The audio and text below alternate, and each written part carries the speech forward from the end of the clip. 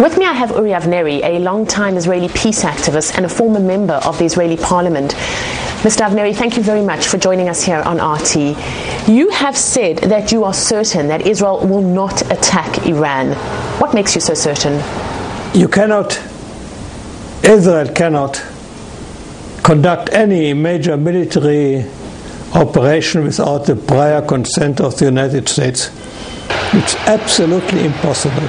It's impossible. We need the American arms, we need spare parts, we need ammunition, we need, in a war,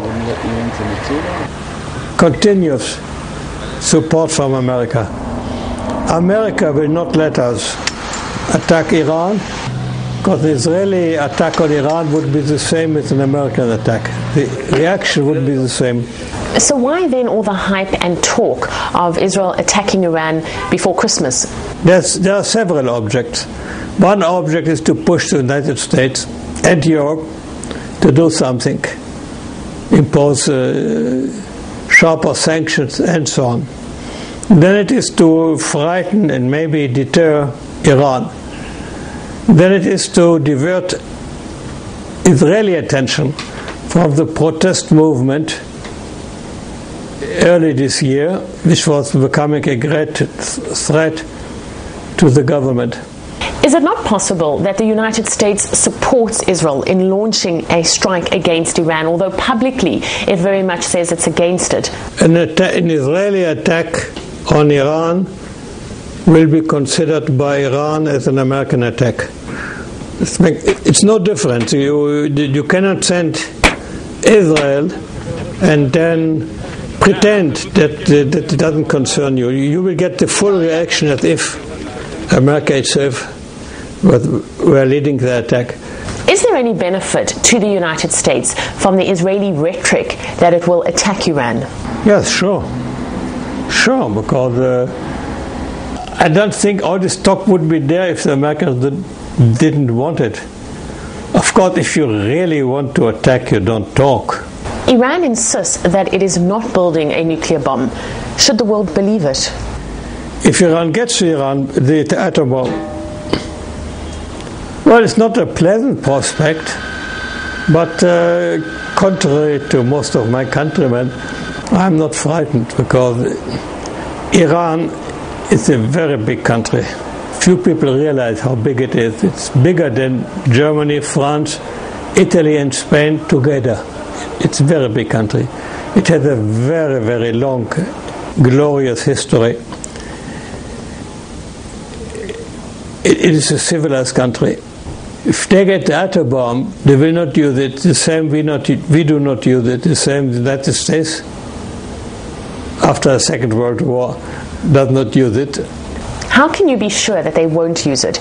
Your countrymen are very worried that they will. If they would use, it would be the end of Iran.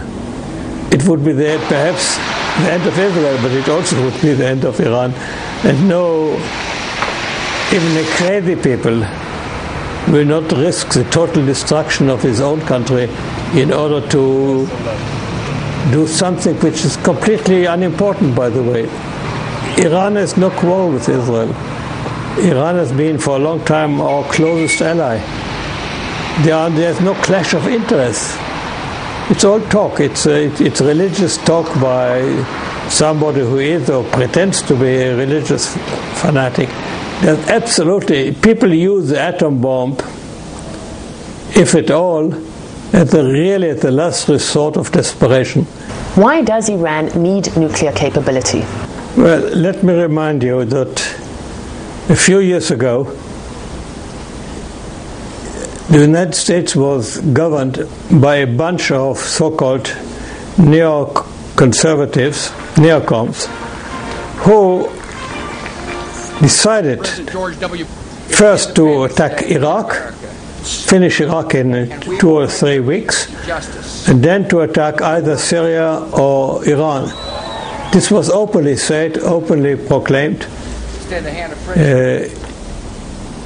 No responsible leader of Iran after that, or even before that, would dare not to produce an atom bomb. The only deterrent a country like Iran has against such plans is by having an atom bomb. One atom bomb is total insurance. What about the threat of further sanctions against Iran? Are sanctions part of the solution or part of the problem? I don't believe in sanctions, frankly. Sanctions may slow it down, but if a country decides to have a nuclear bomb for its own self-defense at any price, then sanctions won't help. And I think sanctions are just a pretext for the United States and Europe not to do anything. But they have to do something. You cannot be an American president up for re-election without at least seeming to do something very radical to frighten the Iranians off. And therefore they all talk about sanctions, knowing that sanctions are unpleasant, but they are not crucial. Is Iran justified in its call to the International Atomic Energy Agency that it check whether or not Israel have nuclear capabilities? Well, they say Israel got 200 or 400 nuclear bombs. Why shouldn't we have a nuclear bomb to defend ourselves against Israel? This is being said every day, practically. We are in a very curious situation in this respect, because no one in the world doubts that we have a very big amount of nuclear bombs, yet we want to deny another country from having nuclear bombs. Does Israel have the military capability to fight a war with Iran? Many people doubt it. It's a very significant fact that all the Israeli security establishment, not just the army, but also the intelligence community, are against an attack on Iran. The chief of the Mossad, the former chief of the Mossad, said that attacking Iran is the absolute most stupid idea he's ever heard in his life. A war with Iran is by far the biggest war which Israel has ever fought, incomparable to any of the wars with Egypt or other little countries. A war with Iran would mean, one, that the Israeli army will have to bombard dozens of nuclear installations over and underground to do the job. To do this, it has to fly over Turkish or Syrian or Jordanian or Saudi Arabian territory, which is a question by itself, and it would risk a reaction, a certainty of a reaction. There would be tens of thousands of missiles raining down on us. Iranian missiles, Hezbollah missiles in Lebanon, maybe Hamas missiles from Gaza. They would come from all directions. Israel is certainly not prepared in civil defense to prevent these missiles falling on us. Does the Israeli public support a strike on Iran? Oh yes. It's a slight majority, not as big as one could expect. Any public in any country of the world, maybe except Germany, always supports the idea of making war. Why? It's human nature, I think. You depict somebody as the devil. You say that your enemy is going to attack you and destroy you, so you must go out first and destroy them before they destroy you. And it's very easy to get any public. I think in this respect we are not different from others. You can always incite the people to be enthusiastic about going to war. Is part of the incitement on behalf of the government that you talk about because of the growing isolation of Israel in the international community? If Israel attacks an Islamic country, the whole Islamic world will unite against them. Both Shiites and Sunnis will make no difference.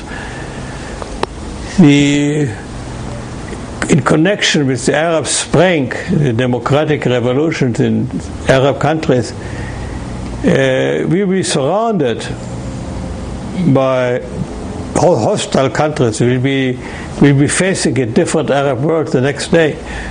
I think the more you think about it, the more irresponsible and stupid the whole idea looks. Are you afraid for the future of Israel? I'm more afraid of developments inside Israel than of any foreign danger. I think Israel is reasonably secure militarily and will be for a long time to come. If we don't make peace with the Palestinians, Israel will become very soon an apartheid state. And this is a real danger, because this would mean the collapse of anything we had hoped for in Israel. Uri Avnery, thank you very much for joining us here on RT. Thank you.